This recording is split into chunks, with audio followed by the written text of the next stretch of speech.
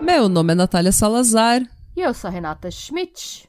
E esse é o podcast Pátria Amada Criminal. Sejam bem-vindos. Mais uma semana com vocês, amigues. Bem-vindes. Bem-vindos, senhoras, senhores, binários, não binários, gays, héteras, trans, cis. Todo mundo. Todo mundo, menos bolsonaristas.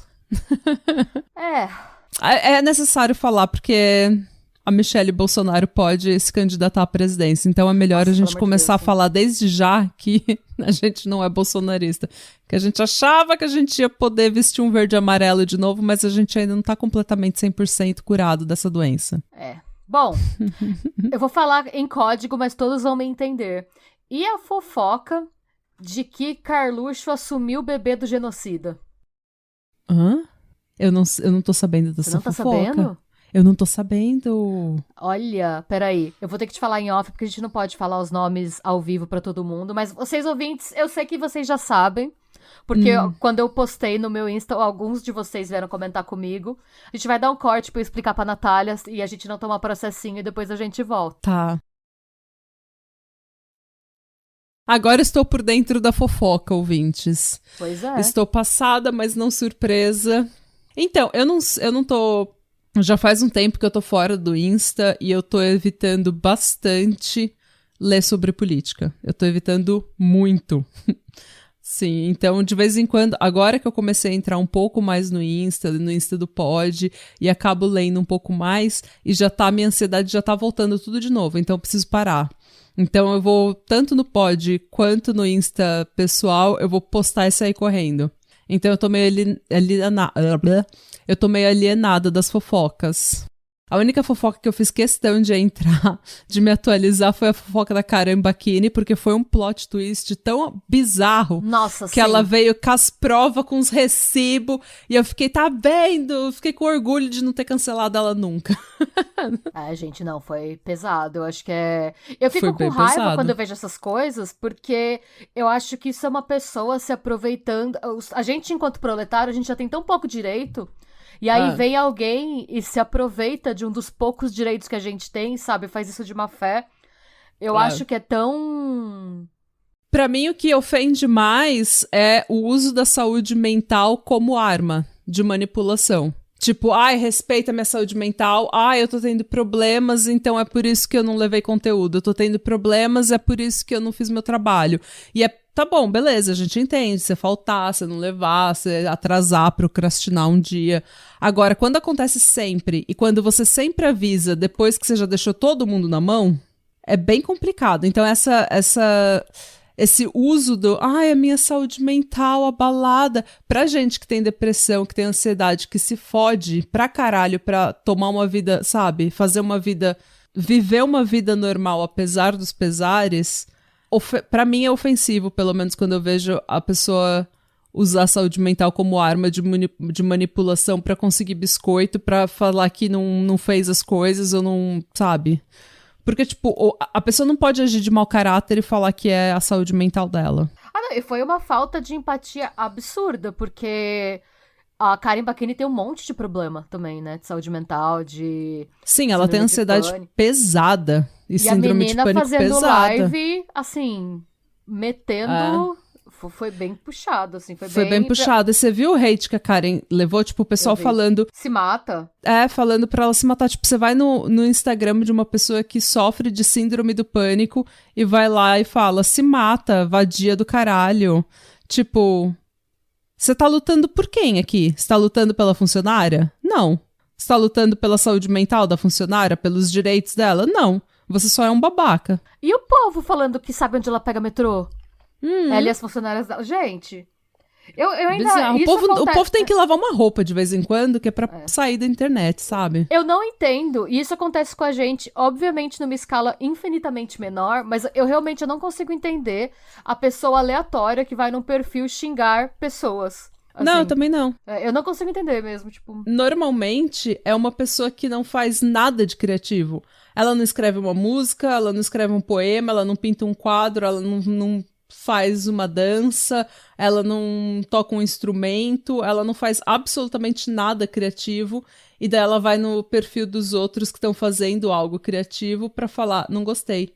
Esses dias, eu juro por Deus, gente, eu preciso falar disso e desabafar aqui, porque a gente precisa pensar um pouco na nossa cultura de internet, sabe? Eu tava vendo um reel no Insta, e daí era uma mulher fazendo uma receita aparentemente muito da gostosa, sabe? Tipo uma receita de escondidinho de linguiça.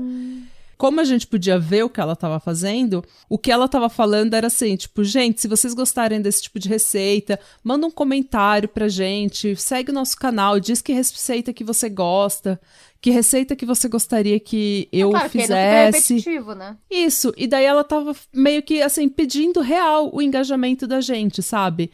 Falando, olha, esses são os tipos de receita que eu gosto, o que você quer ouvir, o que você quer ver aqui no canal, dá um feedback. Os comentários eram tipo, nossa, eu gostei da receita, mas a mendigação de biscoito, de engajamento foi ridícula, não consegui ver até o final.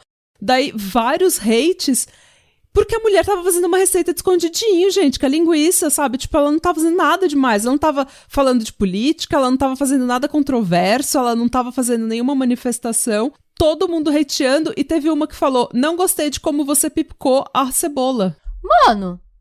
Nossa, juro, sério. Não gostei de como você picou a cebola. É só picar sua diferente, Sandra. Então, sabe, esse é o tipo de comentário que não tem razão de existir.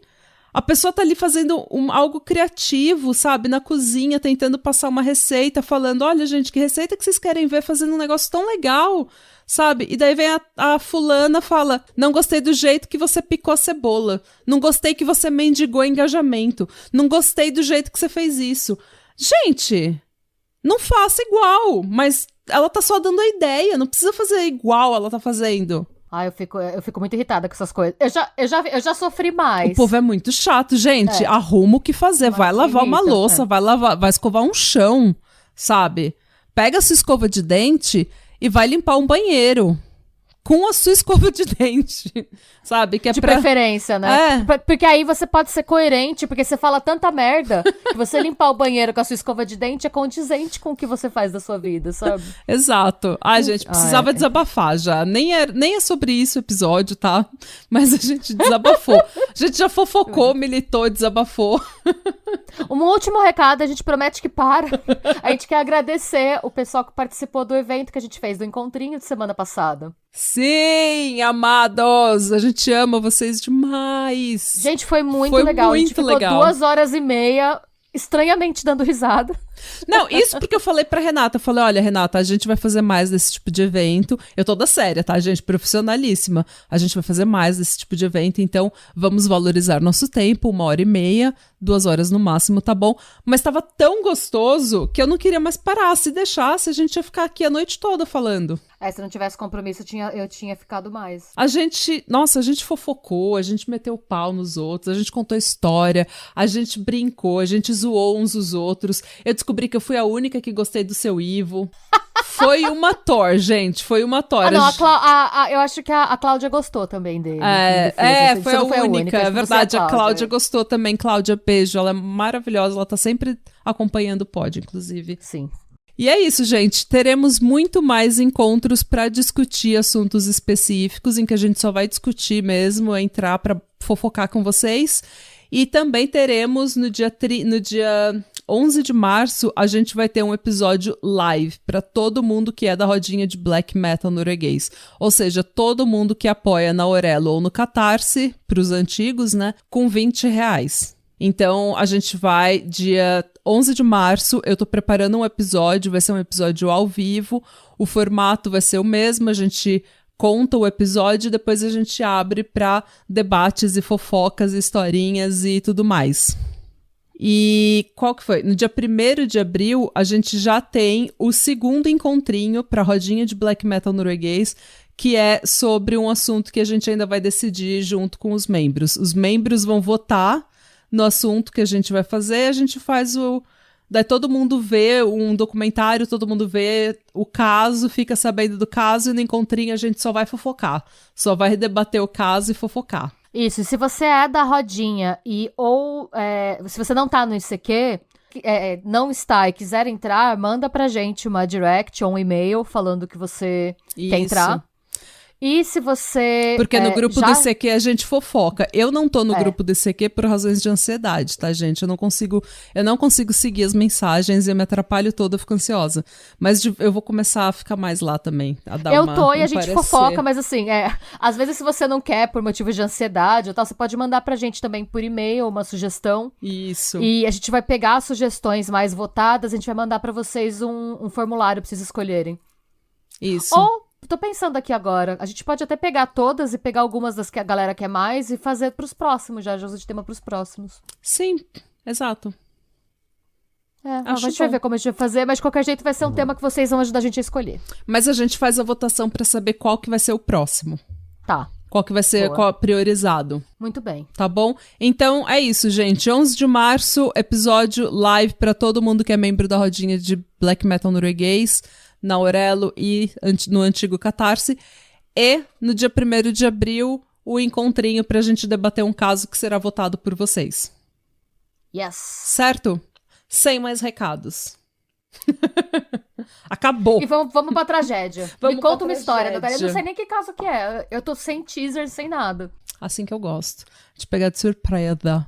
Ah, meu Deus. Gente, hoje eu vou contar um caso que não é tão terrível quanto o caso que eu fiz pra Aurelo nessa semana, que traumatizou metade da nossa audiência, tá? Esse caso que eu vou contar, eu ouvi no podcast The Suspect. E esse podcast eu comecei a ouvir sem nenhuma pretensão de pesquisa pro podcast. Eu só comecei a ouvir o podcast pra ouvir uma história. E eu ouvi a primeira temporada. E daí eu falei... Tem um negócio nessa primeira temporada que me chamou tanta atenção que eu falei, eu preciso fazer esse caso. Então eu acabei fazendo esse caso. Então não é assim um resumo do podcast, mas é o caso que o podcast fala na primeira temporada. E também eu acho legal porque nem todo mundo fala inglês e eu acho legal todo mundo ficar sabendo desse caso mesmo assim, mesmo sem falar inglês. Mas enfim. Então a minha fonte é o podcast The Suspect, a Rolling Stone Magazine, o jornal Seattle Times, um artigo da Kathy Combs de 2021 para o Medium.com e a NationalReview.com. Temos fontes. Eu vou começar essa história falando de uma mulher chamada Arpana Jinaga, uma imigrante indiana que tinha migrado para os Estados Unidos para estudar e trabalhar como engenheira de software. Ela era uma pessoa extremamente inteligente. E ela tinha ganhado, inclusive, prêmios de matemática e engenharia na Índia, que foi o que fez com que ela tivesse uma bolsa para estudar nos Estados Unidos. Chique. E ela se formou na Rutgers University, que é uma universidade estadual conceituada em New Jersey.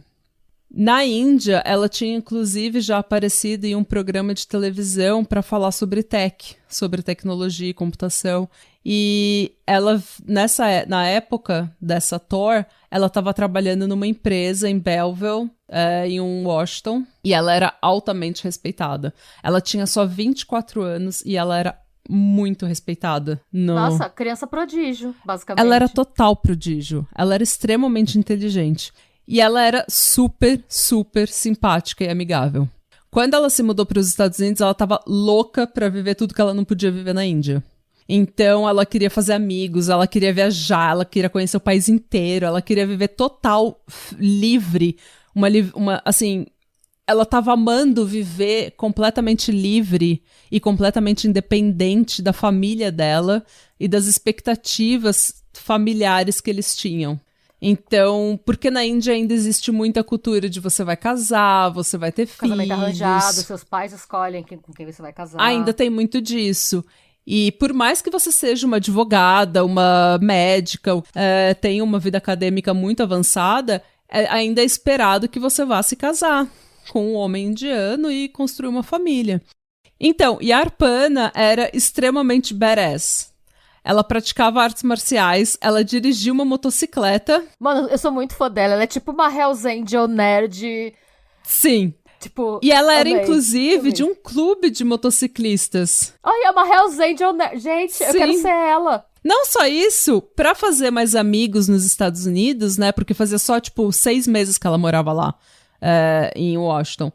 A Arpana também fazia voluntariado em abrigos para pets abandonados e no corpo de bombeiros de Redmond, Washington, onde ela morava. Mano, ela é a melhor pessoa do mundo. Sim. Essa pessoa que era... Ela é uma Hell Angel, badass, nerd... E ainda é uma boa pessoa voluntária. Ela era maravilhosa. Ela é tipo 5 Barbies em uma. Maravilhosa, maravilhosa. E, obviamente, se você ver fotos dela... Lindíssima. Lindíssima. Ai, quero ver fotos dela. A gente vai pôr pra vocês, ouvintes. Arpana Jinaga. Como se escreve? Como se fala? Mas pode ir contando que eu só vou olhar a foto e já... Tá. Achei. Nossa, lindíssima mesmo. Como pode? Lindíssima, né? No dia 30 de outubro de 2008... Ela e uns vizinhos, amigos, estavam fazendo uma festa no condomínio, uma festa de Halloween no condomínio. Condomínio Valley View. Ela foi vestida de chapeuzinho vermelho e ela estava se divertindo muito na festa. Porque, de novo, gente, ela tava bebendo, ela tava curtindo, ela tava fazendo amigos, e foi aquelas festas de condomínio que todo mundo tá com a porta do apartamento aberta. Tem várias pessoas no condomínio, tem vários temas. Tá com os pés cansados, você pode sentar. Isso, cada apartamento tinha um tema, sabe? Tava todo mundo tirando foto. Eu também, eu sou uma tia de balada, então eu gosto de... Sim. Primeira coisa que eu vejo quando eu vou numa festa é o lugar pra sentar. Por isso que a gente combina, quando a gente vai pro bar, a gente dança sentada.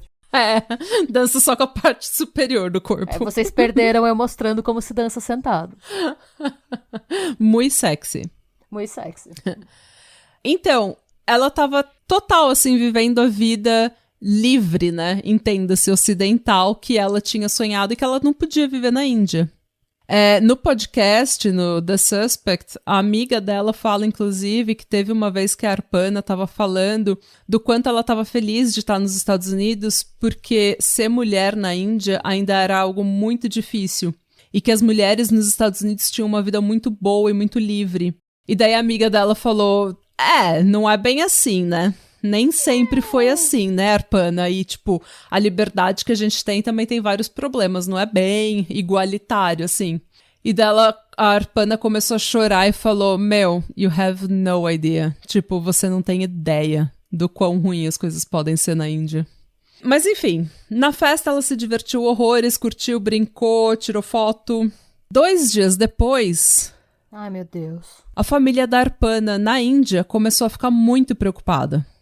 Porque eles falavam com a Arpana todo santo dia. E já fazia 2 dias que ela não respondia. Eita. O pai dela, então, desesperado, ligou para um amigo da família que morava próximo. E ele foi até o apartamento da Arpana para ver se ela estava bem. Quando ele chegou lá, ele encontrou um vizinho / amigo dela, chamado Cameron Johnson, que morava no condomínio. E falou com ele, falou que estava procurando a Arpana e os dois foram até o apartamento dela. Quando eles chegaram, eles viram que a porta dela estava arrombada. Não. Eles entraram no apartamento e imediatamente eles sentiram um cheiro de cândida. É pior do que sentir um cheiro ruim, eu acho. No quarto, eles encontraram o corpo nu da Arpana no chão, próximo do pé da cama. Ela tinha sido amordaçada, espancada, provavelmente estuprada e enforcada com um cardaço de sapato. Mano! As mãos dela estavam encharcadas com desinfetante, um tipo de desinfetante bem ácido de banheiro. E da cintura para baixo, o corpo dela estava coberto com óleo de motor. Será que alguém ia pôr fogo nela e não deu tempo? O corpo, o carpete e o cobertor, um cobertor próximo do corpo dela, apresentavam sinais de queimadura, como se alguém tivesse tentado atear fogo e o fogo não pegou, e daí a pessoa perdeu a paciência e foi embora. O óleo de motor, a gente acredita-se que fosse dela, que estivesse na casa dela por causa da moto dela, que ela mesma estivesse trocando óleo. Não. A roupa de cama dela tinha sido removida e um edredom estava de molho na banheira. Eles ligaram para o 91 e a polícia, então, teve um péssimo dia, porque agora você tem uma cena de crime horrível pela qual dezenas de pessoas passaram 2 noites antes. A cena inteira estava contaminado por causa da festa. E tinha dezenas de testemunhas. Dezenas de pessoas falando do que ela tinha feito. O que eu imagino, né, posso estar errado, mas eu imagino que indique um certo grau de premeditação ou uma coincidência muito feliz, né? Porque eu suponho que alguém pensou na festa como um jeito de... ou não? A gente não sabe.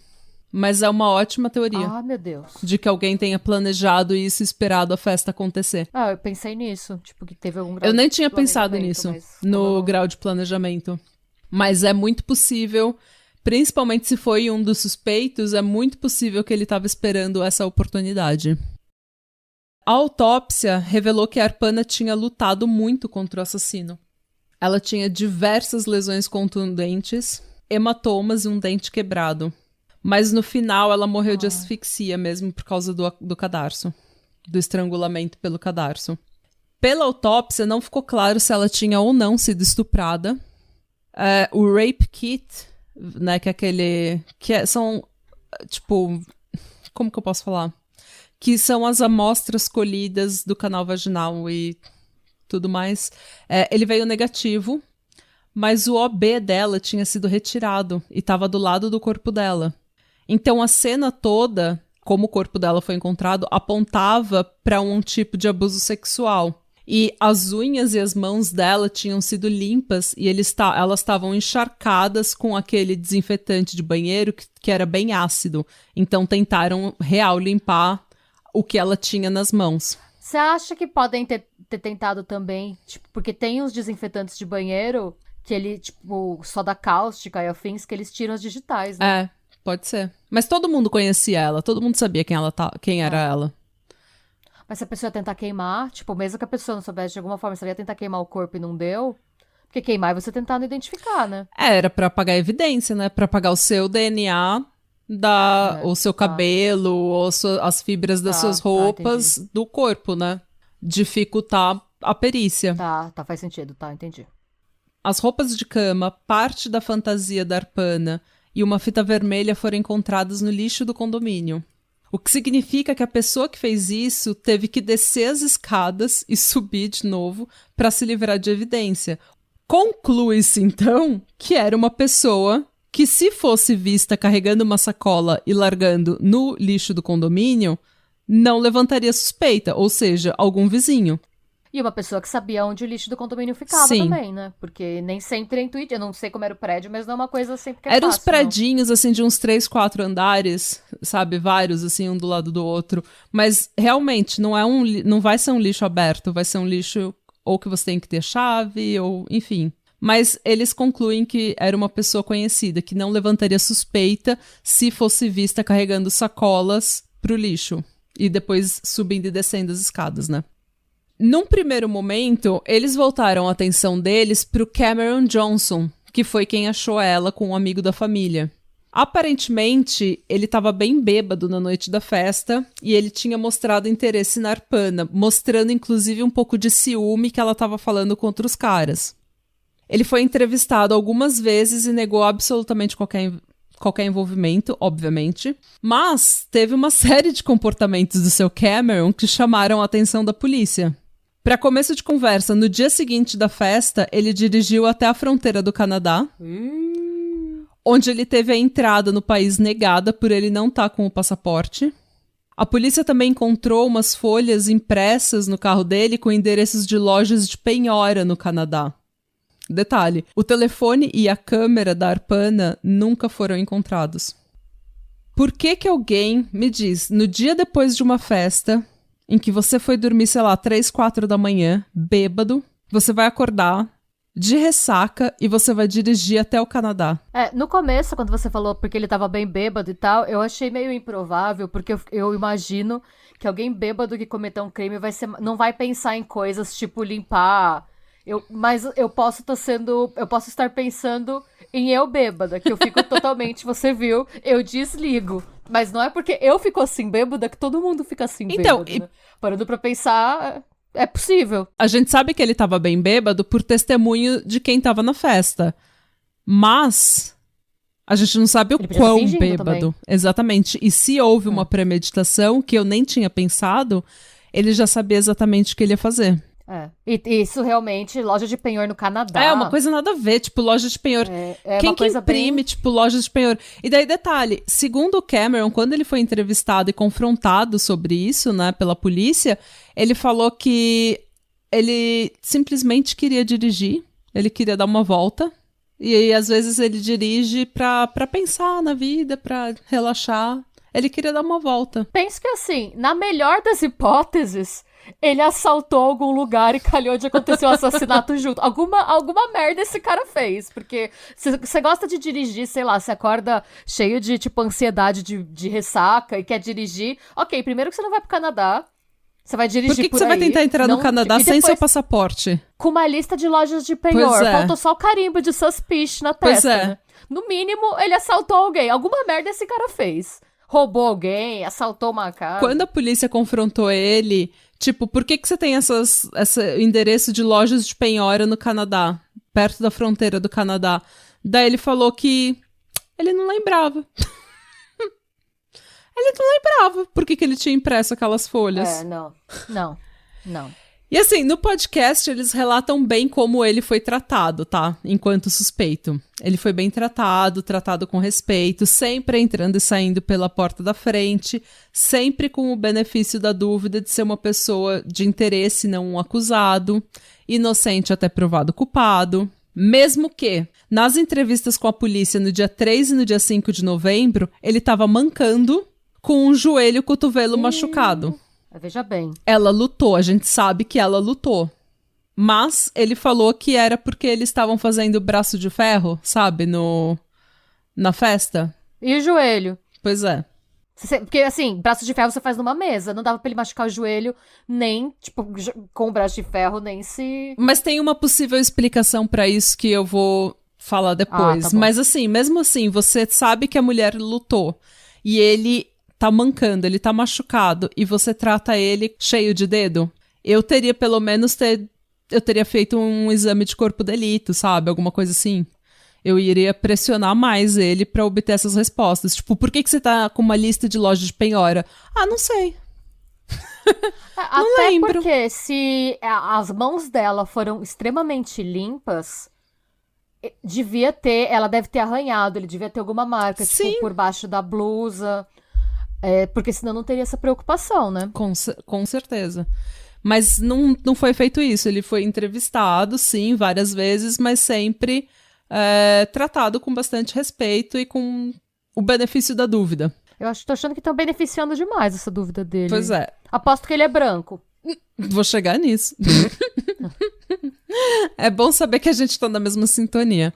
Pra você ter ideia do benefício da dúvida que a polícia estava dando pra ele, o telefone dele não foi confiscado pra investigação, até muito mais tarde. O BlackBerry dele não foi confiscado. Ele entrou na delegacia, depois não fez exame de corpo de delito, não teve o telefone confiscado e saiu com o BlackBerry dele na mão. Quando mais tarde a polícia pegou o BlackBerry dele, ele tinha deletado uma pá de coisa já. Basicamente a polícia perguntou, foi você? Ele falou, não. Ele falou, então tá bom, pode ir. Falou, parça. Obrigada, hein? Ainda deu um pirulito pra ele. Nas entrevistas, o Cameron admitiu que ele estava sim interessado na Arpana e que ele queria sim ficar com ela naquela noite.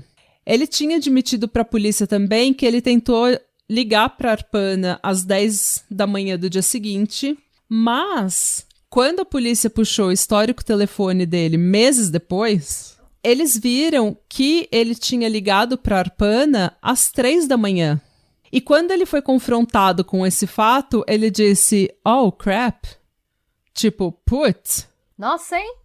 E ele falou que ele não lembra de ter feito essa ligação. Então, assim, as coisas não estão indo muito bem pro Nerso, né?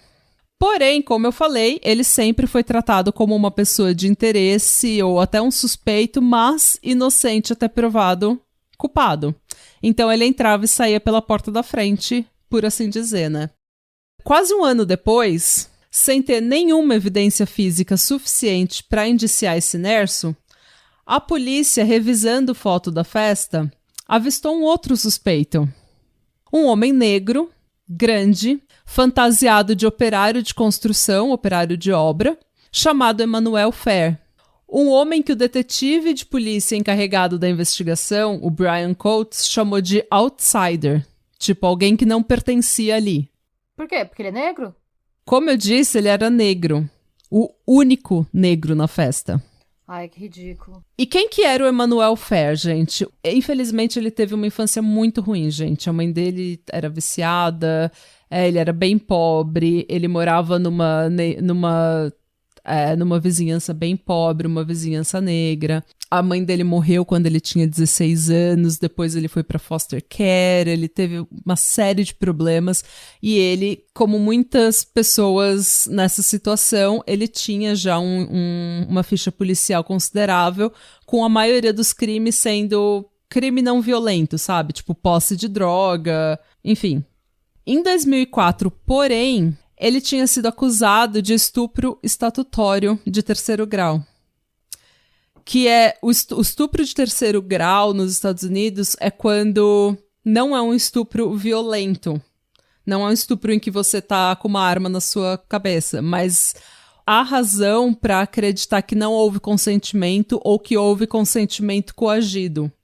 Como, por exemplo, se a pessoa está sob algum tipo de ameaça ou se ela é menor de idade, por exemplo, porque daí você está exercendo um poder. A pessoa não tem, quando você é menor, você não pode consentir. Isso, você é vulnerável. Tá. Para isso, ele apresentou um Alford Plea. E para quem lembra do nosso episódio sobre o trio de West Memphis, o Alford Plea é algo que eles têm nos Estados Unidos, que é um acordo que você faz com a promotoria. Você se declara... é uma declaração de culpa, mas você se declara culpado enquanto mantendo a sua inocência. Então, basicamente, você fala, eu sou inocente, mas eu admito que o Estado tenha prova suficiente contra mim para me condenar culpado. Só que esse Alford Plea, eu já vou fazer um adendo aqui, e assim como muitas pessoas que se declaram culpadas, elas fazem isso, gente, porque muitas vezes, se você é pobre, você não tem um bom defensor público, você não tem como pagar as multas, você não tem como pagar as taxas do julgamento, ou você acha que a polícia, se você é preto, pobre, a polícia vai te pegar, vai te enquadrar de qualquer forma.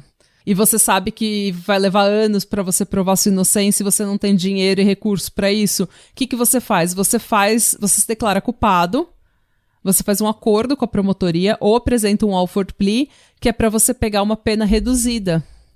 Daí, quando você se declara culpado, você não vai a julgamento, o que já é uma economia de tempo e dinheiro. E daí você faz um acordo e sai com 2, 3 anos com uma pena muito reduzida. Tem gente que nem pega pena, né? Tem gente que nem pega pena.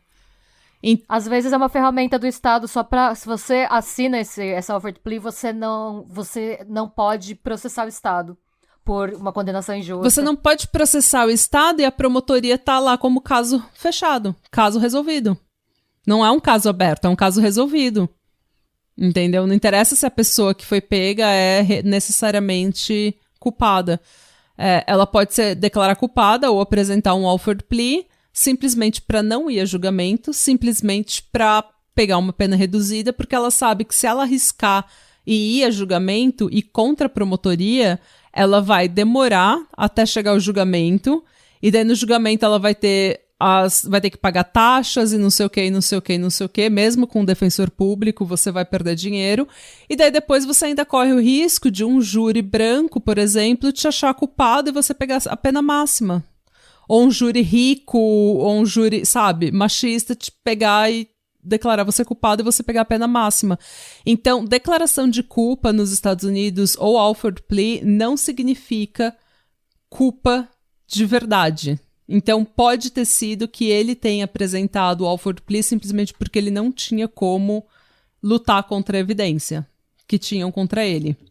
Mas fica o questionamento. A gente não sabe exatamente das condições em que essa declaração de culpa foi feita, tá? Ok. Depois que ele saiu da cadeia, ele foi morar com um amigo de infância no porão da casa da mãe desse amigo. Nesse final de semana da festa, o amigo não estava em casa e o Emanuel foi passar o final de semana com uma amiga dele chamada Leslie Potts, que ele tinha conhecido anos antes no MySpace. no finado MySpace. Nossa, gente, que vintage. 2008, fia, faz muito tempo já. E ela morava nesse condomínio, no Valley View. E foi aí que ele acabou nessa tal festa de Halloween. Porque ele foi passar o final de semana com ela, ele chegou no condomínio na quinta, a festa foi no sábado. Então, eles colocaram, tipo... Tanto que ele foi de operário de construção, assim, operário de obra, porque eles acharam coisa, sabe? Cada vizinho deu um negócio, tipo um cinto de ferramenta, tipo, o outro deu um Jackson capacete. Na festa fantasia que você foi, de fantasma, porque tinha um lençol. Então, todo mundo tem um amigo assim, todo gente. Todo mundo tem amigo assim. Preguiça de pegar fantasia, Naquela noite, na festa, o Emanuel tava mais na dele, porque todo mundo no condomínio era amigo, todo mundo se conhecia, só que ele só conhecia a mesma Leslie, então todas as pessoas eram estranhos pra ele. Mesmo assim, ele bebeu, se divertiu, flertou, teve uns bêbados xarope na festa que tentaram tretar com ele, porque era tipo um cara que tava tretando com todo mundo e desafiando todo mundo pra braço de ferro e fazendo essas coisas héteras, sabe? Tipo de hétera topzera, de tipo brinca de lutinha, um bate no outro, tipo tira a camisa, fala... Ah! Coisa de hétero. Sei. Bem coisa de hétero. Então pode ter sido aí que o Cameron se machucou nessas brigas de hétero top. Tá, entendi. Então a gente vai passar um pano pra ele nessa parte. Só nessa. E isso também, o Emanuel nessa tomou um tapa e cortou o lábio. Então, mas foi isso tudo foi só, tipo, brincadeira besta de hétero top. Não teve briga real, a festa correu super bem, deu tudo certo, ninguém tava xaropeando ninguém. Segundo o Emanuel, ele conversou com várias pessoas sobre o trabalho que ele estava fazendo. Ele estava trabalhando como aprendiz de soldador e nas horas vagas ele estava trabalhando com produção de hip hop, produção de música, com um amigo dele que é locutor de rádio, que é o amigo de infância com quem ele estava morando no porão da casa da mãe. Tá. Lá pela 1 da manhã, o Emanuel foi pro apartamento da Arpana para comer pizza. E lá, ele e algumas pessoas seguiram a Arpana até o quarto dela, porque ela ia mostrar alguma coisa no PC. E depois disso, eles conversaram, ele foi no banheiro. Bom, gente, vale lembrar que em 2008, quando você queria mostrar alguma coisa no YouTube pras pessoas, era no PC. Eu lembro que eu fazia isso nas festas de faculdade. Sim, as festas eram um monte de gente no quarto. Ou ficava todo mundo em volta do PC, ou se tinha algum amigo que tava com o notebook, aí o amigo ia catar o notebook e levava o notebook e abria. Não tinha isso de mostrar vídeo no celular. Não existiam smartphones que passavam vídeos naquela época. Naquela época, você sensualizava por torpedo SMS. Pois é, gente. Era assim, flip só fica phone esse panorama. Ainda, sabe? Então faria sentido ela levar todo mundo pro quarto pra mostrar, tipo, um vídeo. Ou whatever. Nossa, eu tive em várias festas que tá todo mundo no quarto do anfitrião. Vendo os vídeos do YouTube, bebendo cerveja em pé ao redor do computador. Do dono do PC. Ou de quem quer mostrar o vídeo. Tipo, sempre, gente. E vendo e escolhendo as músicas no Napster. As músicas que você tinha que baixar no Napster ou em, tipo, nesses programas de torrent que normalmente você baixava, demorava 4 dias pra baixar. Eu usava LimeWire. E quando você abria, era um pornô. Nossa, sim. Eu queria, tipo, queria ouvir Katy Perry, era um pinto. Acontecia, assim. Eu usava LimeWire pra baixar, eu não usava o Napster. Eu nem lembro o que eu usava, mas eu já abri vários pornô que eu não devia ter visto. Lá pelas 2:30, o Emanuel e o Cameron vão até o apartamento do Cameron e depois eles até entram no carro do Cameron pra ouvir música. Outra coisa, gente, em 2008 a gente tinha CD, tá? Não era Spotify. Então era tipo, eu tenho um CD no meu carro, vamos lá ouvir que eu vou te mostrar. E daí ficava no carro e mostrava a música que você queria mostrar. Era um tempo bem das cavernas, gente. Lá pelas 3 da manhã... Eu ia falar que a internet ainda era tudo mato. Era tudo mato. Tinha Orkut ainda, desculpa te cortar. Tinha Orkut, gente. O Orkut ainda... Aliás, o Orkut estava no tempo áureo ainda. O Orkut ainda era mais popular que o Facebook. O Facebook foi ficar popular real em 2011, 2012, assim. Mas voltando. Eu entrei no Facebook quando eu vim pra Noruega, porque todo mundo aqui usava Facebook, em 2009. E, mano, o Facebook não tinha um brasileiro no Facebook. Era o Orkut. Falar com brasileiro era só no Orkut. Lá pelas 3 da manhã, o Emanuel sai da festa e volta para o apartamento da Leslie para assistir TV e dormir. O histórico telefônico dele mostra que ele fez ligações para uma amiga, que era uma ex-profissional do sexo, e algumas ligações para Leslie, que pareciam ser pocket dial, sabe? Porque ele deixou aquelas mensagens de voz que é só barulho, que você vê a sua mensagem de voz e daí alguém... Não é nada, tipo, ele discou com a bunda. Entre 3 e 4 da manhã, a Arpana estava de saco cheio da festa e foi pro apartamento dela. Segundo o testemunho de um dos vizinhos, ele viu um homem alto, de pele clara, falando com ela na porta do apartamento dela. Colhendo mais depoimentos, a polícia ficou sabendo que um outro vizinho da Arpana, chamado Kyle Rose, que dividia a parede com ela, era o vizinho do lado, acordou por volta das 8 da manhã do dia seguinte e ouviu barulhos estranhos vindo do apartamento dela. Ele falou que era um tipo de gemido horrível. Ai. E ele falou, ou ela tá fazendo sexo, ou ela tá com muita ressaca, vomitando. Porque era, tipo, gemidos altos. E depois um baque. Tipo, um bum. Como se alguém tivesse caído da cama e batido a cabeça no chão. Só que depois disso, ele falou... Alguma coisa aconteceu, mas... Ele ouviu passos no apartamento, ouviu uma movimentação e ouviu a água. Porque como a parede deles era...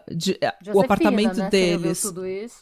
Então, mas como o apartamento deles dividia uma parede, os canos de água passavam na parede. Tá. E quando quando estava sendo usado a água no apartamento dela, ele podia ouvir na parede. Como ele ouviu passos, movimentação e a água correndo, ele falou, ela tá bem, né? Então ela vai tomar um banho, sei lá. Ele não pensou nada demais. Ninguém pensaria, eu também não pensaria, tipo... Não, até porque você tá numa ressaca fodida, você não tá pensando. É a noite depois de uma festa, você dormiu pouco, você tá de ressaca. Eu acho que se você não mora num lugar violento, eu imagino que era o caso dela, porque ela era extremamente bem-sucedida, a última coisa que você vai pensar é alguém... matou ela e está se desfazendo do corpo. Você vai pensar, Sim. Tipo, tropeçou, mas já levantou, tá tudo bem. É bem por aí. E essa é a hora que a polícia acredita que ela foi assassinada. E Faz confirma sentido. pela autópsia, porque a autópsia falou que ela foi assassinada entre 3 e 8 da manhã. Então, esse timeline bate. Lá pelas 9 da manhã do dia seguinte, o Emanuel acorda no apartamento da amiga dele, da Leslie, e vai ajudar o pessoal a limpar o condomínio. Onde ele nem mora, tá? Ele vai lá, ajuda o pessoal a limpar o condomínio, fica tranquilo. Várias testemunhas falam que ele estava agindo de forma completamente normal, uma pessoa extremamente simpática, agradável, não estava nervoso, não estava nada. Então agora, gente, a gente tem 2 suspeitos principais. Eu não tô entendendo porque ele é considerado suspeito até agora, porque ele era o outsider. E ele tinha uma ficha criminal e uma condenação por estupro de 3º grau, em 2004. ele não devia nem saber onde era a lixeira do condomínio. Não, ele tava lá, tipo, total de gaiato. Total de gaiato no navio. Mas a gente tem 2 suspeitos agora. O Cameron Johnson, o vizinho branco que tentou ir pro Canadá, e o Emanuel Fair, o negro que nem morava lá. E que tinha passado 3 anos na prisão por estupro e já tinha uma ficha criminal por outros crimes. E é aqui que 2 coisas acontecem. DNA e racismo. O DNA do Cameron foi encontrado numa garrafa de óleo de motor descartado numa sacola, onde o roupão dela tinha sido descartado no lixo. Então, no lixo, eles encontraram o roupão dela descartado junto com uma garrafa de óleo de motor e o DNA do Cameron nessa garrafa. E por que esse homem não foi preso? Segura essa informação. No apartamento dele também foi encontrado um isqueiro com uma substância oleosa, mas ele nunca foi coletado para evidência. O policial só viu o isqueiro, viu que tava com um negócio oleoso, deixou lá. Falou, beleza, parça. O DNA do Emanuel foi encontrado no pescoço da Arpana, no rolo de fita adesiva que tinha sido usada para amordaçar ela, num pedaço de papel higiênico ou papel toalha que estava próximo do corpo e no roupão dela, misturado com o sangue dela. No roupão tinha o sangue dela misturado com o DNA do Emanuel. Aí já é difícil defender também. Porque estava no roupão... Mas com o DNA dos dois suspeitos... Porque os dois suspeitos têm DNA na cena do crime. Ou na prova do crime. Sim. Agora entra o papel do racismo no caso. Porque enquanto Cameron foi tratado como inocente até provado culpado, o Emanuel foi tratado culpado até provado inocente. E ficou muito clara a diferença. Gente. E no podcast eles vão a fundo na diferença de tratamento que os dois receberam. Segundo a polícia, o Emanuel era um homem agressivo, outsider, né, que não pertencia ali, um criminoso com uma ficha policial e uma condenação por estupro. As ligações que ele fez para aquela amiga que era ex-profissional do sexo foi usado contra ele, tá? Por quê? Por quê? Porque anos antes, quando ela ainda era profissional do sexo, ele tinha ajudado, ele tinha um computador e ele ajudou ela a fazer no computador e imprimir flyers dos serviços que ela prestava e, por isso, a polícia deduziu que ele era o cafetão dela. Tipo, as putas não podem mais ter amigo preto. Essa é basicamente isso. Se você um dia na sua vida teve uma amiga puta, você é cafetão dela. Se você fez qualquer favor pra ela, você é cafetão dela. Parabéns pra polícia. Parabéns. Assim, as conclusões, eles vão de cara, de corpo inteiro nas conclusões, sabe? Eles caem de corpo inteiro. Ridículo, né? Absolutamente ridículo. Pra polícia, depois de deixar a festa, o Emanuel queria transar. Ele tava louco pra transar. Emanuel transão. Quem? Segundo a polícia. Emanuel transão. Essa é a teoria da polícia. Pepeca Chaser, né? Pepeca Chaser. Tava ele lá. Tava na fissura da Pepeca. Ele ligou pra essa amiga profissional do sexo que não respondeu. Então ele foi atrás da Arpana, estuprou e matou ela. Tipo, é isso que eu tô falando. Eles entram de cabeça, de corpo inteiro nas conclusões. Porque, tipo, é a mesma coisa que eu falar, assim, a Renata foi no mercado. Então, obviamente, ela tava morta de fome e foi ela que cometeu canibalismo. Tipo, eu posso inventar qualquer história na minha cabeça. Concorda? E aí o que eu fico pensando se na cabeça deles ele era um cafetão, por que ele ia ter que pegar uma pessoa aleatória? Exato. Se ele é um cafetão. Não, mas ele tentou ligar pra uma amiga, pra uma ex-profissional do sexo, que nem trabalhava mais como profissional do sexo. E quando ela não atendeu, ele foi estuprar e matar a Arpana, que ele nem conhecia. Ai, gente. Então você vê aqui que o Cameron é um cara que admite que quer ficar com a Arpana. Ele ligou especificamente pra ela na noite da festa. O DNA dele foi encontrado na garrafa do óleo de motor que foi usado no corpo dela. E muito provavelmente o óleo que tava no isqueiro devia corresponder ao óleo que foi encontrado no corpo dela. Mas a gente nunca vai saber. Se o trabalho de testar. Exatamente. A gente nunca vai saber. Quando ele foi entrevistado, ele tava mancando e machucado. No dia seguinte à festa, o cara viaja pro Canadá com endereço de lojas de penhora. E esse homem suspeito, branco, é tratado com cuidado. Ele tem os direitos respeitados, ele entra e sai pela porta da frente, ele é inocente até provado culpado. E detalhe, menina, numa das entrevistas com a polícia, a polícia pergunta alguma coisa pra ele, ele fala, a gente pode desligar o gravador? E eles desligam? Aham. A polícia falou, claro, parça, sem problema. Desligam. Claro. Então tem parte da entrevista dele que não foi gravada a pedido dele.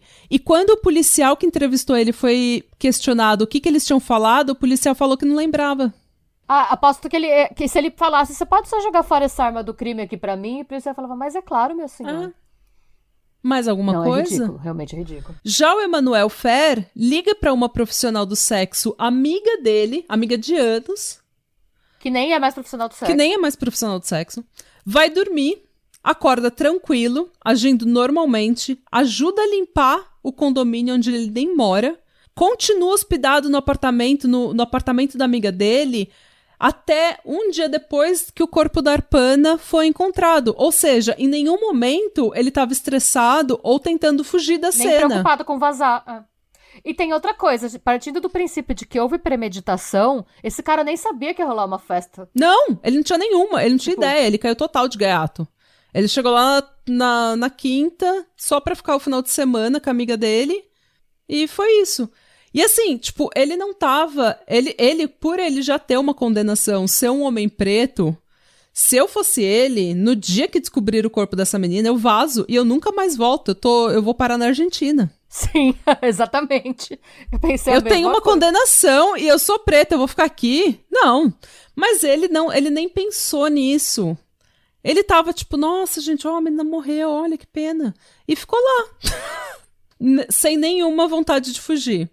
Mas esse suspeito é preto, é pobre e tem antecedente. E tem uma ficha criminal. Então, pelos erros que ele cometeu no passado, pelo qual ele já pagou, porque, detalhe, pro crime, quando ele apresentou o Alford Plea, eu esqueci de falar isso, ele passou 3 anos na prisão e ele estava solto em liberdade condicional. Então, ele já estava pagando, ele já tinha pagado a dívida com a sociedade. Porque o que estava previsto na lei, ele pagou. Ele foi culpado até provado inocente. E como ele foi preso, reforça o papel do racismo nesse caso. Porque todas as testemunhas, todos os suspeitos, incluindo Cameron, que era suspeito, eles tinham sido tratados com respeito. Já o Emanuel, a polícia estoqueou a casa onde ele morava. A casa da mãe do amigo dele. E quando ele saiu de casa...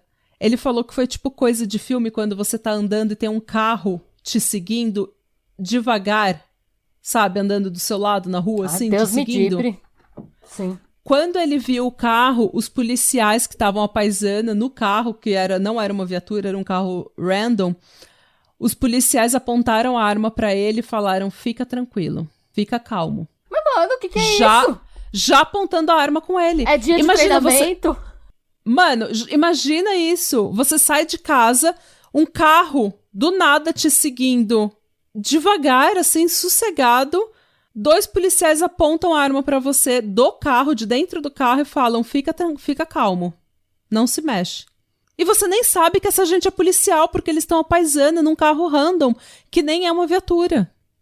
Ele foi preso. Na viatura, no caminho até a delegacia... Eles já começaram a interrogar ele sem nem ter lido os Miranda Rights dele. O que tá errado, podia inclusive derrubar o julgamento. Pois é, porque toda vez que você vai interrogar alguém, você tem que falar, você tá sob, né? Você tem direito de permanecer calado. Isso, tudo que você disser pode ser usado contra você, isso é obrigatório do policial fazer. Não fizeram, começaram a interrogar ele, e ele é tão, assim, ele tava tão com a consciência tranquila... que ele falou, nossa, eles querem informação da festa, eu vou ajudar. Tipo, gente. Ele real falou com os policiais numa boa, dando tudo que ele sabia de informação da festa, ele tava falando, porque ele achou real que os policiais estavam só querendo falar com ele pra descobrir quem tinha matado a Arpana. Ridículo. Mas enfim, ele cooperou com a polícia, respondendo todas as perguntas, mas ele foi preso mesmo assim, porque... ele estava em condicional pelo crime de estupro anos antes e ele não tinha atualizado o agente da condicional dele do atual endereço onde ele estava morando. E isso infringia a condicional dele. Tá. Então ele já estava tagado pelo agente da condicional e daí a polícia teve a... desculpa pra prender ele. E durante o resto da investigação, até o dia do julgamento... Ou seja, de 2010 a 2017, esse homem ficou preso. Gente! De novo, pelo restante da investigação até o dia do julgamento, 7 anos ele ficou preso. O que é ridículo, né? Porque, pelo menos em alguns países, eu não sei como é que é nos Estados Unidos, mas no Brasil e em alguns outros países da América Latina tem limite para prisão preventiva, né? Quando eles declaram sua prisão preventiva, eles têm que falar o prazo. E esse prazo tem que ser cumprido. Pra ter um julgamento antes desse prazo correr. Pelo menos no Peru eu tenho certeza que é assim. Quando você é preso antes do julgamento, eles declaram, olha, você tem a sua prisão preventiva declarada por tantos meses. É que eu tô fazendo um caso, que é no Peru. E aí eles falam isso. E aí você tem esse tempo declarado, aí esse tempo de prisão preventiva passou esse tempo, seu advogado já pode recorrer. E pra te manterem preso, eles têm que entrar com outro pedido, se não andar o caso por N motivos, né? Eu sei que no Brasil tem muita gente que fica aguardando julgamento preso com, tipo, bandidagem fudida mesmo, o alto escalão da bandidagem, e fica lá esperando julgamento por anos, porque passou maconha pra alguém na faculdade, sabe? Então, vai saber. Bom, gente, o primeiro julgamento do Emanuel acontece em 2017. E o advogado dele era um defensor público / pitbull chamado Ben Goldsmith. O Ben, eu acho que ele vem de uma família mais, sabe, abastada. Mais classe média alta, mais abastada. Mano, esse cara, ele não trabalha por dinheiro. Ele trabalha... Porque ele gosta. Ele trabalha pra destruir a vida dos outros, sabe? Sabe aquela pessoa insuportável que quando tá certa não larga o osso, tipo eu? Eu sou assim também, às vezes eu falo pro meu terapeuta que eu não quero ser feliz, eu quero ter razão. Nossa, a minha mãe fala isso pra mim o tempo todo. Você quer estar certa ou você quer ser feliz? Eu falo, mãe, eu não vou ser feliz enquanto eu não provar pro mundo que eu tô certa. Do que você tá falando? Eu vivo me perguntando também, você quer ser feliz ou ter razão? Eu quero ter razão. Ter razão! Obviamente foda-se a felicidade, eu quero estar certa. Eu tenho depressão, eu já não tenho felicidade. A única coisa que me resta é ter razão. Eu entendo ele, é isso aí, é nóis. Cada uma, isso é cada uma. Mas o Ben Goldsmith, gente, ele tava convencido que a única coisa que a polícia tinha contra ele, contra o Emanuel, era racismo. E ele ia destruir o argumento da promotoria um por um. Tipo, ele tava que nem um cachorro com osso. Eu nunca tive tanto tesão ouvindo um podcast quando eu ouvi esse advogado falando. Ele era insuportável. Eu amei ele. O meu sonho é ser ele. E ele tava decidido que ele não ia deixar o Emanuel ser condenado. Por quê? E aí é que entra o motivo pelo qual eu queria fazer esse caso, gente, pra falar pra vocês. Conte. Por quê? Tem um negócio aqui, né, que eu sempre falo de evidências físicas. Contra a ciência não há nada, não há argumentos. O que acontece, gente? A tecnologia avançou muito. A tecnologia de DNA avançou muito. O que significa que antes, para você ter um match, né, para você fazer um perfil de DNA, você precisava ter algum fluido, tipo sangue ou sêmen, e você precisava ter em grande quantidade. Hoje em dia, por causa da tecnologia que a gente tem, você consegue detectar DNA nas células que são deixadas por você pelo seu toque. E para detectar o DNA, para conseguir fazer um perfil completo, você precisa de, 7 ou 8 células. Então, você não precisa mais de uma grande amostra de fluido para fazer um perfil de DNA. 7 células epiteliais são o suficiente. O que significa que se eu tocar em você, o meu DNA está em você e alguém consegue pegar da sua mão células epiteliais que eu deixei em você e fazer o meu perfil de DNA. Tá. O que acontece? Isso é muito bom, porque muitas vezes numa cena de crime você não tem fluidos, tipo sangue e sêmen, mas alguém tocou na arma do crime, alguém tocou nas suas roupas e você consegue ter um perfil. Porém, esse DNA, que é conhecido como touch DNA, DNA de toque, né, o DNA residual, como eu falei, é uma coisa que você precisa de uma amostra tão pequena que, basicamente, ele é extremamente fácil de dar um falso positivo e é extremamente fácil de contaminar. Porque, por exemplo, o próprio perito na cena do crime pode levar o seu DNA de um lugar para outro. Então, vamos supor que eu entro no seu quarto, Renata, toco no seu microfone. E daí, você morre assassinada na cama. O perito vai com o pincelzinho, aquele de ver impressão digital, sabe? Que ele vai com um pozinho lá para colher a impressão digital. Ele vai no seu microfone e vê a minha impressão digital, por exemplo. E daí depois ele vai e toca no seu corpo. E daí no seu corpo tem o meu DNA. Isso não significa que eu te matei. A contaminação pode ter sido dada pelo perito que foi colher a minha digital e depois tocou no seu corpo. E, gente, se vocês são fanáticos pro True Crime, vocês devem lembrar do caso da Amanda Knox, que foi exatamente o que aconteceu. A perícia italiana não soube lidar com o DNA residual que transfere E todas as evidências que eles tinham referente a DNA foram decorrentes de as peças de roupa da vítima, principalmente as roupas íntimas, o sutiã e tal, tinham DNA da Amanda Knox porque ele foi transferido, porque a perícia fez pior ainda. Eles cataram todas as roupas juntas, todas as roupas que estavam no quarto, eles cataram tudo junto e deram pra alguém separar, e aí nessas peças de roupa tinha a roupa da Amanda Knox e da Meredith, que foi a menina que foi assassinada. E o DNA transferiu e eles consideraram aquela evidência, quando na verdade foi um erro de perícia. Sim, é muito fácil. Touch DNA, DNA residual, DNA de toque, é extremamente fácil de ser transferido de pessoa para pessoa, de pessoa para objeto, de objeto para objeto. Então, dá muito caso errado, dá muito problema isso. Tanto que, no artigo que eu li na nationalreview.com, eles mencionam um caso que eles também mencionaram no podcast que eu citei, do The Suspect, que era um homem em situação de rua, foi acusado de assassinar um empresário na mansão dele. Só que o homem em situação de rua, na noite do assassinato, em 2012, estava no hospital, num estado de quase coma e sob supervisão 24 horas por dia. O DNA do homem tinha sido encontrado no corpo do empresário que tinha sido assassinado na mansão dele. Ele deu algum dinheiro pro... Não. Os paramédicos que socorreram o homem em situação de rua foram os mesmos paramédicos que foram na cena do crime quando o empresário foi encontrado morto.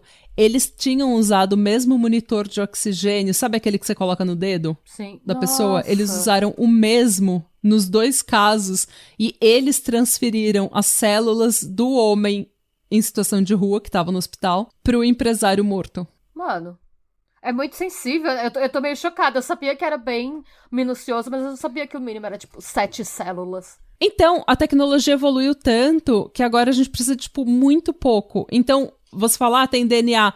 Beleza, mas o quanto de DNA tem? E que tipo de DNA? É de DNA de células epiteliais ou é DNA de sangue que foi encontrado, em fluidos? Porque isso faz toda a diferença. Porque só pelo DNA residual não tem como você falar a história toda. Tanto que esse caso do homem em situação de rua e do empresário morto, ele foi usado como exemplo numa conferência da American Academy of Forensic Sciences, a Academia Americana de Ciências Forenses, porque justamente eles estão discutindo como eles podem fazer para isso ser mais seguro, porque não tá... Eu ia fazer mais um caso aqui, falar de mais algum caso, mas quando eu entrei na internet para ver que casos touch DNA, DNA residual, tinha sido um problema, tinha tantos casos que vai dar, outros episódios. Tá. O advogado, então, né, o Ben Goldsmith, ele falou tudo isso, né? Ele hablou no julgamento. Ele falou... Todas as provas que vocês têm contra ele, vocês têm contra o Cameron. E é touch DNA, que é DNA residual, que não é altamente confiável, porque pode ser transferido com muita facilidade, pode ser contaminado com muita facilidade. E todas as provas que vocês têm contra ele, vocês também têm contra o Cameron. Mas é só o Emanuel que passou os últimos 7 anos na prisão. E aí? E daí ele falou que era um absurdo que eles tinham fechado só no Emanuel, enquanto o Cameron estava solto. E nenhum outro suspeito tinha sido investigado como foi o Emanuel. E nenhuma outra testemunha foi questionada como o Emanuel foi. Ninguém foi tratado com o desrespeito que o Emanuel foi. E numa polícia com histórico de racismo, é fácil de entender que a polícia foi racista. Se não existisse, nenhum outro caso existisse, a gente podia até dar o benefício da dúvida para a polícia, mas existem tantos casos que é impossível a gente falar que o racismo não tenha nenhum papel nesse caso. Bem, o primeiro julgamento acabou num hung jury, ou seja, o júri estava dividido e não conseguiu chegar numa conclusão se ele era culpado ou inocente. Um segundo julgamento aconteceu em 2019, ou seja... E ele continuou preso? Sim, Mano. O Emanuel ficou preso mais 2 anos. O Emanuel, depois de ter passado 9 anos na prisão, finalmente foi absolvido no segundo julgamento por falta de provas / dúvida razoável, né? Reasonable doubt. Não tinha evidência contra ele. Mas o Emanuel, que está solto, porém não livre, como ele mesmo fala, porque ele fala que eu tô solto, mas eu perdi 9 anos da minha vida. Eu tô com 38 anos. E quem vai dar esse tempo? É um tempo que não interessa. Ele podia ganhar muito dinheiro. Nada vai dar política. Ele podia processar e ganhar. Mas... Mano, ele tava trabalhando com música, sabe? Ele podia ter sido um produtor fudido hoje em dia e ele perdeu 9 anos da vida dele fazendo nada. E esse é um tempo que não tem... Tempo é a única coisa que não tem como a gente recuperar, sabe? Ninguém vai devolver. Detalhe, e ele ainda carrega o estigma de ter matado a Arpana e carrega o estigma de que havia evidência de DNA contra ele. Sendo que eu já apontei todos os problemas com isso, né? Sim. Mas o Emanuel tá lutando, ele contratou novos advogados e ele tá processando o Departamento de Polícia e o Estado. E tá muito que certo. Muito bom. E daí, nos autos do processo que eu li, ele menciona o seguinte. A Arpana era de um clube de motociclistas. Nesse clube, 2 motociclistas tinham um histórico de crimes sexuais. Um já tinha, inclusive, assediado ela. Eita. 2. DNA de um terceiro motociclista com quem ela estava tendo um caso foi encontrado na fantasia dela e num lençol que estava cobrindo parte do corpo dela. Eita. Nenhum desses caras foi investigado. Nem interrogado? Nada? Não. Terceiro. O DNA de um vizinho foi encontrado num cadarço que eles acreditam ter sido o cadarço que enforcou ela. Esse vizinho nunca foi investigado. Um outro vizinho cometeu suicídio dias depois do assassinato dela e o DNA dele nunca foi comparado com nenhum encontrado na cena do crime. E 5, ele perdeu 9 anos da vida dele por atrasos inexplicáveis para realizar o julgamento. O julgamento dele foi atrasado diversas vezes e, enquanto isso, ele estava lá apodrecendo na cadeia. O Cameron foi julgado? Não. Não, Cameron tá bem. Ele se formou na faculdade, ele construiu uma carreira depois disso. Mas, gente, como que não julga? Tinha muito mais evidência contra ele e nada. Nada. Tipo, às vezes a gente vê alguns casos em que a gente não tem... A gente traz algumas investigações que são impecáveis. Mas quando vem um caso desse, a gente fica se perguntando pra que a justiça existe. Porque eu não consigo pensar... Tirando, eu acho que os 3 de West Memphis, eu acho que esse é o caso mais injusto que a gente já cobriu. Porque, tipo, eu fico pensando, é claro, tanto que no podcast eles batem muito na tecla do racismo, e isso me incomodou um pouco, porque eu fiquei pensando, gente, há evidências contra ele, sabe? Há DNA, há uma ficha criminal, então a gente não sabe, não é uma pessoa perfeitinha igual o Adnan Syed, sabe? Que não tinha nada contra ele, e a autópsia... e a autópsia desmentia tudo, né, da promotoria. Então, esse cara, ele é um pouco fishy, né? Ele é um pouco suspeito. A gente não sabe, por exemplo, os detalhes da condenação dele por estupro. Então, eu não vou passar o pano completamente para tudo que ele fez na vida. Porém, gente, tem vários DNAs nessa cena do crime, no apartamento dela, sim. Que ninguém pesquisou, que ninguém investigou. E ele foi maltratado em relação a... Tipo, o Cameron também tinha o DNA dele na cena do crime, na garrafa do óleo de motor que cobria o corpo dela, sim, por sabe? Isso que eu não entendo, assim, eu acho que também, claro, sim, houve racismo, é fato que houve racismo, mas a investigação foi muito mal conduzida, independente de qualquer coisa. Como você tem, sempre falam, tipo, o mais comum é que você investigue primeiro os ex-parceiros, ou os parceiros sim. Da vítima. Como que você não investiga se você sabia que ela tinha relacionamentos com outras pessoas, que ela tinha um ex, que era... Como que você não investiga? Pois é. Esse é o top 3, que é o Adnan Syed, os 3 de West Memphis. E esse caso, eu acho que é uma investigação muito ruim. Tipo, muito ruim.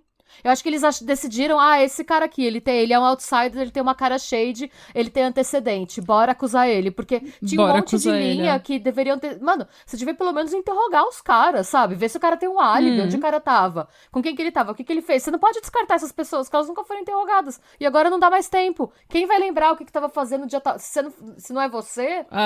não dá mais tempo, não dá pra voltar atrás. Volta pro ponto de que a única coisa que a gente não consegue recuperar é o tempo perdido. Sim. E o que o Ben Goldsmith falou foi que o DNA por si só, ele não pode... A gente evoluiu tanto tecnologicamente que o DNA por si só já não pode mais ser usado para contar a história inteira.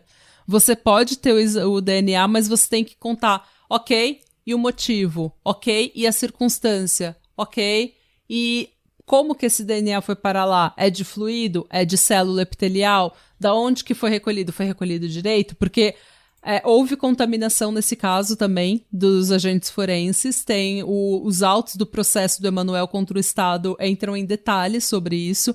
E tipo, gente, é a vida de uma pessoa, sabe? E o pior de tudo é que hoje... 15 anos depois da morte da Arpana, o caso tá fechado. A promotoria nunca mais indiciou ninguém, nunca mais investigou ninguém, porque para eles o Emanuel é o culpado e esse caso foi, abre aspas, resolvido por evidência forense, fecha aspas. Então, para eles, não há dúvida de que ele tem assassinado a Arpana. E enquanto ele tá solto tentando recuperar a vida dele, a família da Arpana não tem justiça, a Arpana não tem justiça e ninguém foi pego pelo assassinato dela de verdade. Uma curiosidade interessante desse caso é que durante o tempo dele na prisão, ele escreveu para uma celebridade que estudou com ele no colégio, que é o Macklemore. Sabe, meu o Deus, rapper? Sim! Que aleatório! I wanna pop some tags, only got $20 in my pocket. Então, e o Macklemore tentou ajudar ele, tentou, acho que deu até dinheiro pra defesa dele e tudo mais. E por que eu queria fazer essa história, gente? Eu queria muito falar de touch DNA, de DNA residual, porque eu não sei se vocês se lembram, mas no caso dos estudantes de Idaho, eu falei como que o DNA do Bryan Kohberger foi parar no estojinho da faca dentro da cena do crime. Daí eu falei, eles vão tentar desmentir tudo que a promotoria tem contra o Bryan, mas eles nunca vão conseguir desmentir o fato de que o DNA dele tá na cena do crime. Só que, se for DNA residual, se for DNA com tipo, de células epiteliais, uma amostra extremamente pequena, esse DNA pode ter sido transferido para aquele estojinho. E a gente sabe, tem especulação de que ele frequentava o restaurante em que as meninas trabalhavam, tem várias coisas que ele poderia ter tocado e as meninas tocado depois, e o DNA dele ter sido transferido para o estojinho que estava no quarto da Kylie. Então, essa provavelmente vai ser a estratégia da defesa para alegar que, na verdade, ele nunca teve na cena do crime. Então, a gente vai precisar aguardar as cenas do próximo capítulo para ver se vai colar ou não. Dun, dun, dun. E é isso, gente. Essa é a história da trágica morte de Arpana Jinaga e da provavelmente injusta prisão de Emanuel Fair. Ai, gente, que bad. Tipo... E Radebra. Sejam bons. Busquem conhecimento. Gente, eu não tinha, na verdade, eu não tinha ideia de DNA residual, que era tão fácil. Eu não tinha ideia de que era uma coisa tão... eu também não. Eu sabia que tinha o residual por conta do caso da Amanda Knox, mas eu não sabia o quão facilmente transferível ele era. Eu achava que era uma coisa assim, se mora todo mundo junto e tá sempre andando, tipo, vai transferir, tá? Mas eu não sabia que era sensível assim. É muito sensível, gente. É muito sensível. Então, eu espero realmente que ele ganhe esse caso contra o Estado, porque ele perdeu 9 anos da vida dele, gente. E não foi... Por mais que tenha... Vamos supor que ele foi realmente o assassino da Arpana, ele não teve um julgamento justo.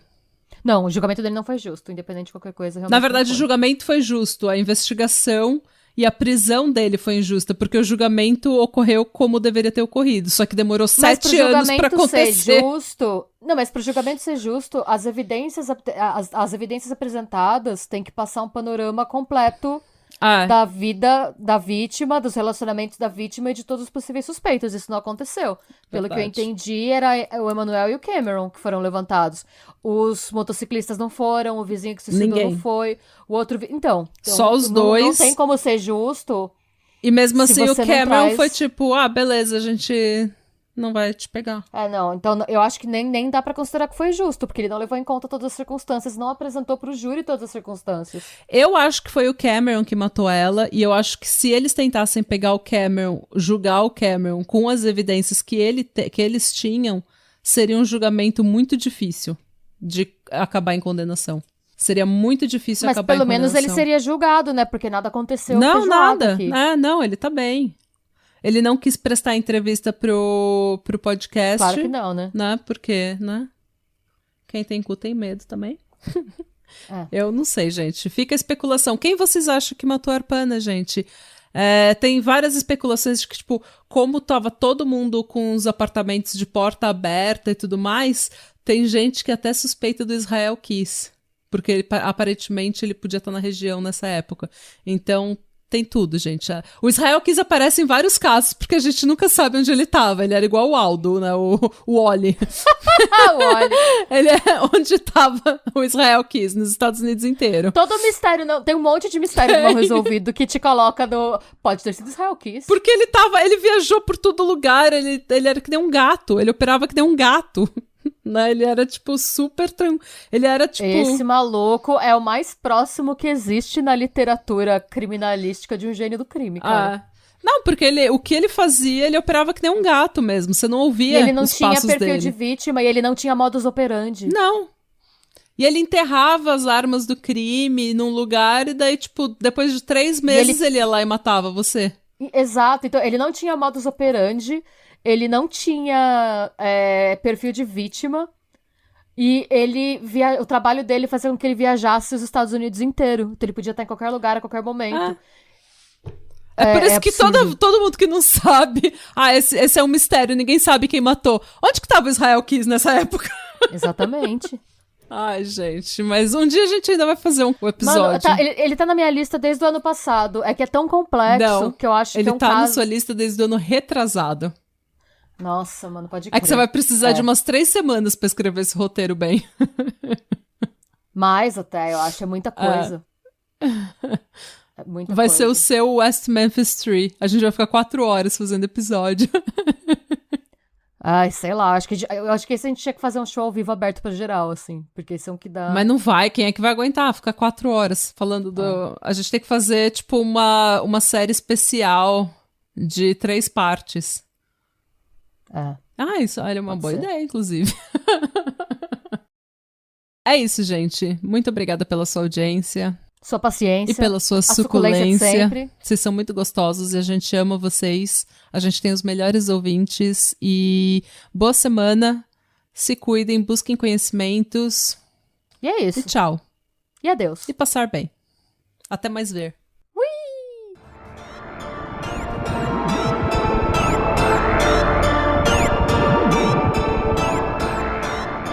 E se você gostou desse episódio e quer receber conteúdo exclusivo sem comerciais, vá até a Orelo para se tornar um apoiador do Pátria. Você também pode se inscrever no nosso canal do YouTube para episódios inéditos todos os domingos. E agora sim, tchau!